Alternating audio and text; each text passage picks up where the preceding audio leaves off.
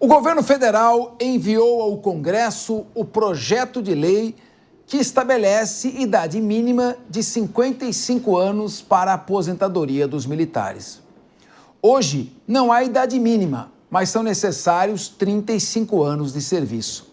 O texto ainda prevê o fim da chamada morte ficta, nossa, que nome horrível, que é a pensão recebida quando são expulsos ou excluídos das Forças Armadas, os militares. Após o envio do projeto, o ministro da Defesa, José Múcio, se reuniu com o presidente Lula. Depois do encontro, o ministro disse que a categoria acaba se adaptando à proposta. Vamos acompanhar. O governo quis fazer isso, quis resolver. Houve uma modificação no governo passado, em 2019. Nós ainda estamos nessa fase de adequação e agora vamos para outra. Vamos se adaptar. Os outros pontos estão mantidos, né? Os outros pontos estão mantidos, né? Então, Contribuição 3,5. Então. Os outros pontos estão absolutamente mantidos e sem discussão. Tem algum ponto que... Conversou-se bastante. Mas agora está sobre consenso. Estão acomodados. E o senhor defende o projeto? Vamos defender. Esses repórteres são chatos também, pelo amor de Deus, ficam cutucando, parece uma saca-rolha. Meu querido Coronel José Marcos, me parece que a idade mínima de 55 anos, ela tende a um reclamo geral, global, de que as pessoas também estão vivendo mais, estão vivendo melhor e precisam efetivamente se aposentar com idades mais avançadas. Eu, quando entrei no Ministério Público, era 30 anos de serviço e você contava tempo anterior. O cara começava a trabalhar num cartório com 12 anos de idade. Tinha cara que contava tempo até de coroinha. Aí ele entrava no Ministério Público com 30 anos de idade, 12 anos depois, aos 42, ele atingiu os 30 anos de serviço e se aposentava. O cálculo atuarial, é claro que não sustenta isso. Então, eu queria te ouvir, a princípio, a idade de 55 anos ela parece ok. O que eu acho é que a medida no seu conteúdo, eu particularmente não contesto, mas me parece que o ato tem que ser julgado pela sua motivação. Eu estou sentindo que esse governo está tratando tão mal os militares, militares esses que protegem a nossa pátria, que estão aí na Amazônia atendendo as populações carentes, que precisam desse apoio militar, militar que tem uma carreira sacrificada, toda hora muda de local, os filhos de militares têm que se readaptar a todo momento com novas famílias, novas escolas. É uma carreira de renúncia, é uma carreira de sacrifício. Então, eu acho que não é o conteúdo, mas eu estou muito incomodado com essa hostilidade crescente demonstrada a uma carreira a qual a gente tanto deve. Bom, sem dúvida, Capês. Se nós formos avaliar também a respeito, existe também até um conteúdo, vamos assim dizer, ideológico nessa questão, justamente para aproveitar a onda, né? Vamos assim dizer que os militares não estão numa boa onda e muitas vezes provocada nos últimos anos, né? Mas a questão mais importante é a atividade do militar, das Forças Armadas. Então, só para nós termos uma ideia, o oficial, regra geral, o oficial das Forças Armadas, ele permanece em cada unidade em torno de 2 anos. Então, ele está no Rio Grande do Sul e daqui a 2 anos ele está no estado do Amazonas. Então, sempre, regra geral, longe da família, é uma vida de sacrifícios. Então, por ter alguns sacrifícios diferenciados de outras atividades, quase todas as outras atividades, existiam, entre aspas, algumas regalias, dentre elas a idade, porque normalmente o militar, além de ficar essa rotatividade muito grande pelo Brasil, dependendo das atividades, ele ficava muito tempo afastado. Por exemplo, nós temos regiões no interior da região amazônica que só é a presença das Forças Armadas que garantem a soberania nacional. Então, por exemplo, ele vai para lá e fica 20, 30 dias e depois ele retorna para a sua base oficial, que é uma cidade mediana, uma cidade maior. Mas esse período todo ele fica na fronteira junto à sua tropa. Então, é uma vida de sacrifícios e, evidentemente, o sacrifício tem que ser compensado de alguma forma. Agora, com essa reforma tributária do governo, que foi enviada pelo governo federal, evidentemente que ele vai cortar também de onde não existe nenhum tipo de defesa. Eu até brinco, né, que o Ministério da Defesa hoje, que é composto pelo Exército, a Marinha e a Força Aérea, atualmente ela não tem defesa, porque batem tanto existe uma grande desconstrução que é feita, eles estão aproveitando essa onda e colocaram no pacote, com certeza vai ser aprovado, por quê? Os deputados acabaram de receber as emendas, né? É dando que se recebe. Os deputados receberam emendas governamentais, evidentemente que esses deputados, independentemente dos partidos, votarão de acordo com aquilo que o governo deseja. Pois é, acontece o seguinte, meu querido Rodolfo Maris.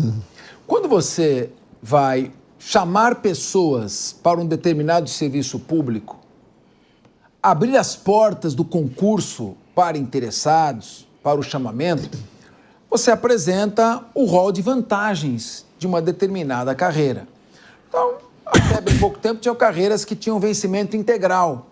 Então, o sujeito sabia que, ao ingressar nessa carreira, ele estaria com o seu futuro garantido. Ele trabalharia ali 35 anos, chegaria até os 60 anos de idade e, em seguida, ele tem um futuro tranquilo. Então, é o caso da magistratura, do Ministério Público, que tinham aposentadorias com vencimentos integrais. Então, o sujeito fala, não vou ser advogado. Certo. Muito bem, como advogado eu posso até ganhar mais, mas eu não teria a garantia de, ao final da minha carreira... Então, você atrai os melhores com concursos difíceis. Sim. E os militares também. Agora, você tem uma carreira extremamente sacrificada. Vamos falar o policial militar, que a Polícia Militar é reserva das Forças Armadas. Sim. Polícia Militar... A carreira do policial militar é que tem o mais alto índice de suicídio entre todas as outras. Ela é muito estressante. Pode haver uma empolgação no início, mas chega um momento que o sujeito sai de casa e ele não sabe se volta vivo ou não para os seus familiares. A cada minuto ele vê o filme da vida dele passando diante dos seus olhos.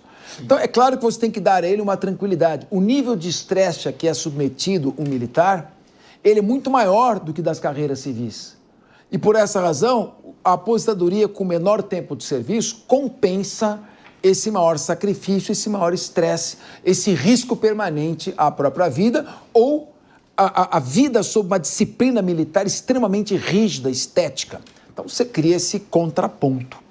Então eu pergunto, quando você vai diminuir, aumentar o tempo de aposentadoria para, dentro de um princípio, economizar dinheiro, essa é a razão. Não seria melhor economizar dinheiro deixando de dar 16 bilhões de reais para a Lei Rouanet? Afinal de contas, cultura é importante, claro, mas não é prioridade. E os 50 bilhões que vão para emendas parlamentares, onde tem superfaturamento nas obras de construção, obras contra-secas, o departamento do DENOX. Superfaturamento em emendas mandadas para ONGs. Obras que são realizadas pelas empreiteiras dos próprios parlamentares. Aí ninguém pensa em economizar dinheiro? Como diria um apresentador, os militares falaram, só no nosso? Queria te ouvir. Muito bem, Capês. O Brasil é uma torneira aberta. Como diz bem o Capês aqui, eu sou de família militar, eu tenho tios que se aposentaram na Polícia Militar, que ingressaram e fizeram um bom trabalho. E o que nós estamos vendo aqui, sobretudo nesse governo, Capês, e aqui não é uma crítica, tá? É só uma observação sobre o que vem acontecendo. Parece... Se quiser fazer crítica, pode fazer também. Você me segura depois? Então, passarinho que come pedra sabe o bumbum que tem. Então...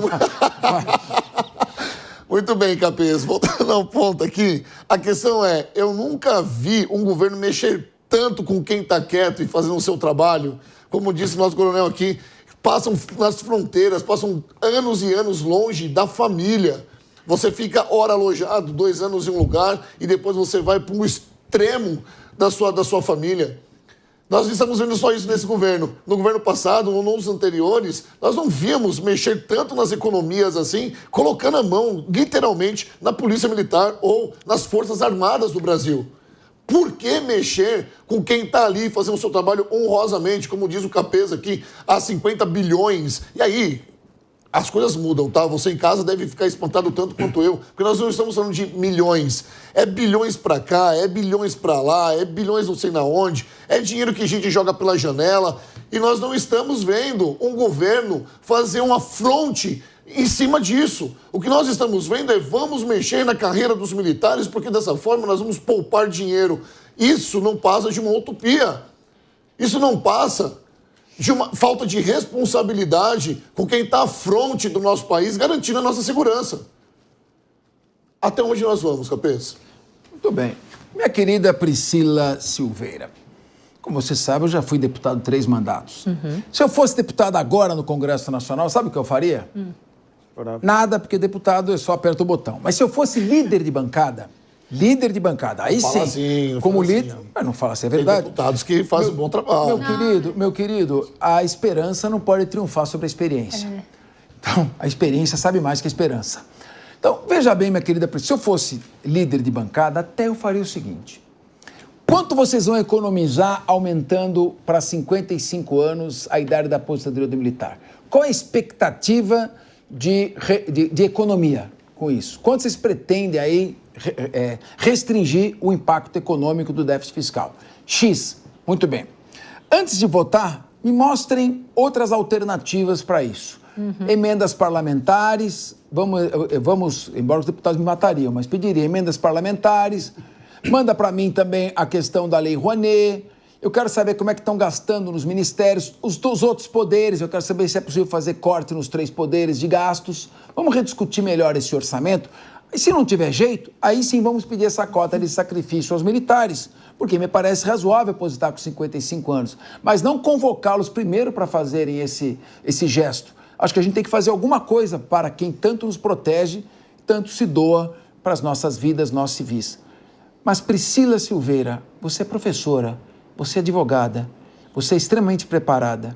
Quero te ouvir. Sim, já tem meu voto, hein, Capês? Gostei aí do seu plano, né, para a próxima eleição. Mas brincadeiras à parte, eu quero aqui fazer 2 considerações. A primeira, sem entrar na questão meritória, né, da escolha pelos militares, que me parece, como que disse o coronel Sérgio, que tem uma tendência, obviamente, do próprio governo, né, em esse embate político, eu quero trazer aqui 3 considerações. A primeira delas, Capês, é que nós não temos, e aí o coronel pode até me corrigir se for o caso, a idade mínima hoje para os militares. Então, na verdade, eles têm uma exigência de 35 anos de serviço sem idade. Então, nesse ponto, eu vou aqui discordar um pouco da mesa. Em que sentido? Tirando a questão deles terem, né, pegado nos militares, tá? Não vou ponderar porque eu acho que, como o Capês aqui já colocou, existiam outras situações. Então, focando mesmo nessa aposentadoria. Eu não vejo todo errado. Até porque os militares, eles atuam dentro de uma periculosidade, né, avançada, e digamos assim, eu digo avançado no sentido de que está à frente, né, da violência. Então, colocar 55 anos, o que é inferior a todo aquele outro que aposenta, eu acho que neste ponto não é de todo o mal. Outra coisa que eu também aqui vou concordar, tá? Com relação à morte ficta, que é a possibilidade da pensão paga aos militares expulsos. Eu acho que isso deveria ser para toda e qualquer profissão, não só para os militares, porque se ele é expulso, e aqui entra um parênteses, por que ele foi expulso? Geralmente ele é expulso por uma má conduta feita dentro da sua atividade profissional. Então não teria sentido, eu estou falando aqui, não entendo da Polícia Militar, eu estou falando mesmo grosso modo do que eu acho que não é de todo mal. Ele continuar recebendo, assim como acontece com os magistrados, por exemplo, que são aposentados dentro de fazer condutas criminosas ou eventualmente serem processados, eles são aposentados de maneira compulsória. Eu acho que acaba sendo um prêmio, ponto. E a terceira coisa que eu não concordo, aí aqui até nem concordo tanto, porque o Capês falou quanto economizaria. E esse PL, né, ela vem alegando que se tiver ao afastamento de extinção da transferência de pensão militar, o que eu também concordo. Eu vou te explicar por quê, tá? Hoje, se um militar morre e ele deixa filha sem casamento, não é isso, coronel? Né? Não existe. Ele quer fazer um comentário sobre isso. Sérgio Marcos quer fazer uma parte sobre isso. Ele está falando no PL que vai ter a extinção da transferência da pensão militar. O que já acontece, e aqui, claro, a gente precisa da Polícia Militar. Não é a discussão, a relevância da polícia e nem a escolha do tributo, tá? E o afastamento das Forças Armadas, né? Isso. A explicação das Forças Armadas. Isso, não só da militar, né? Então envolve força... envolve Forças Armadas, porque é exatamente o que tange a PL que a gente está falando, tá? Então, aí uma outra coisa, extinção da transferência da pensão, eu acho que também concordo, porque hoje a gente tem uma outra evolução social, outro mundo de antigamente, quando as moças realmente não trabalhavam. Então, o que a gente vê? Mulheres que têm a prorrogação da pensão das Forças Armadas, podendo trabalhar. Então, eu acho que isso seria oneroso. E aí, Capês, para finalizar, o governo disse que, tirando essas pensões, né, que são aí dos militares expulsos, extinguindo a transferência, vão economizar 1 bilhão e também eles vão economizar 1 bilhão se houver aí a contribuição do militar para o fundo de saúde, que é no importe de 3,5%. Então, eu acho que isso não teria que ficar adstrito apenas aos militares. Eu acho que a gente poderia estender a outros ramos, já que vai economizar 2 bilhões. Agora, fechando, eu acho que sim, eles tinham que escolher alguém para poder retirar direitos e, por obviedade, há esse embate envolvendo os militares, as Forças Armadas, razão pela qual pegaram bem nessa ferida, né, para poder tirar em detrimento de outros setores, como bem disse aqui o Capês, Lei Rouanet, entre outros que poderiam ser também retirados a fim ou com a finalidade de diminuir e arrecadar. Agora, meu querido Emerson Tauil, advogado de militares, eu estava aqui pensando com meus botões. Já que os militares agora vão aposentar aos 55 anos, como todas as demais carreiras, o que me parece absolutamente justo, talvez fosse o caso deles também terem direito ao adicional de periculosidade. Talvez poderia ser também o adicional por trabalho noturno. Poderiam receber horas extras também. Seria, então, o caso de darmos a eles uma isonomia completa. Mas me parece que essa isonomia é uma isonomia de deveres e não de direitos. Por que essa raiva dos militares? As Forças Armadas não são patrimônio da nação? Não é patrimônio do partido A ou B? Ou será que estou muito poético hoje? Meu Capês, você acabou quase pegando toda a fala que eu ia... Me desculpa. Vamos lá, eu vou mais longe ainda. A tendência hoje é que a pessoa tenha a média de idade de 80 anos, aí chega aí até 80 anos de idade. Não vejo problema quanto a isso. Mas você tocou num calcanhar de Aquiles que eu também enxergo do mesmo propósito. Vou mais longe ainda, não é só as horas extras, o auxílio daqui ou dali. Por qual razão não se implementam as Forças Armadas e as Forças Auxiliares, as polícias militares do país, o fundo de garantia? Não tem fundo de garantia. Os militares, principalmente dos estados, não têm um plano de saúde. Os militares não têm um auxílio jurídico. Ou seja, o agente ele tem pura e tão somente seu salário seco e ele deve se virar com sua manutenção, salário, escola, educação, plano de saúde, judiciário e tudo mais. Às vezes pode parecer, Capês, que é muito mais fácil você conseguir negociar, tratar, né, com 32 pessoas ao invés de 360 mil, que hoje é o efetivo das Forças Armadas. Hoje nós temos cerca de 19 generais do Exército, 3 brigadeiros da Força Aérea e 10 almirantes da Marinha, que é o alto escalão das Forças Armadas. É esse comando que faz toda a parte arregimentatória dos demais seus subordinados. Eu gostaria que fizessem uma pesquisa de campo, como é a vida de um general 4 estrelas, de um almirante, de um brigadeiro. Eu sei que é muito raso o meu conhecimento, mas ele tem segurança 24 horas, moradia, viaturas caracterizadas e descaracterizadas, fardamento, logística e tudo mais, subsidiado pela própria União. Esse caso da morte ficta, isso é redundante porque o principal, né, o acessório acompanha o principal. Se o militar expulso, as exceções no caso de morte que eram válidas até o ano de 2002, em que o militar, quando morria, se tivesse alguma filha que não tivesse contraído o matrimônio, ela iria receber a pensão do seu pai. Para ter uma ideia, dos anos 60 até os anos 90, as Forças Armadas davam prejuízo para a União por cerca de 100 anos. Essa é pesquisa, não é eu que estou falando. Então veja o gasto que isso também dava. E paralelamente a isso, meu amigo Capês, por qual razão nós não enxugamos a máquina, porque quando você tem um gasto dentro da sua casa, você precisa fazer cortes, você precisa enxugar aonde a torneira está mais aberta. Por qual razão, então, a gente não vai para 3 bilhões de reais gastos do Bolsa Família em bets? Então, nós temos outras ferramentas para que a gente pudesse enxugar a máquina, para que pudesse dar uma vazão de dinheiro e condições para que o governo pudesse dividir essa arrecadação de uma forma muito mais igualitária. Mas não, vamos aos militares. E aí hoje virou o alvo, né, principalmente os militares, dada a operação que foi deflagrada, sob o suposto, né, eu digo assim porque ainda não tivemos o desfecho total, do golpe contra o então presidente da República e o ministro do STF. Os militares, a população ainda vive, de certa forma, somente os governistas, eles vivem esse fantasma dos militares que foi na década de 60, que isso hoje jamais será chegar aos pés do que foi um dia. É uma instituição, né, falida. As Forças Armadas ela é uma instituição falida. No último mês, nós tivemos 6 pilotos de caças da Força Aérea Brasileira que pediram a sua exoneração para ir para a empresa privada, por conta de falta de uma programação, né, na verdade, de carreira, e também por melhores salários, sem contar os equipamentos sucateados.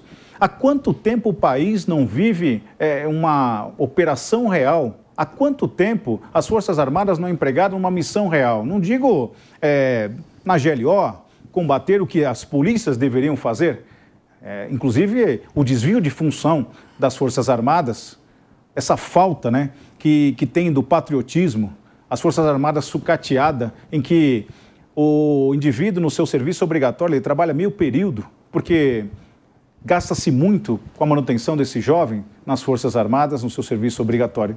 É uma instituição falida em que, infelizmente, bravos homens que escreveram a história desse país, tirando a parte da ditadura, que teve os seus percalços, sim, mas nós tivemos muitos homens das Forças Armadas que colocaram seus nomes na história, muitos deles através de derramamento de sangue, e hoje, infelizmente, foi sucateada, humilhada e pretendem extirpar as Forças Armadas. E, infelizmente, a gente, se fizer uma pesquisa nas ruas hoje, as instituições das quais devem zelar pela lei e pela ordem, principalmente por nossa fronteira e o nosso patriotismo, estão lançadas no limbo sem nenhuma credibilidade, não só do governo, mas também pela população.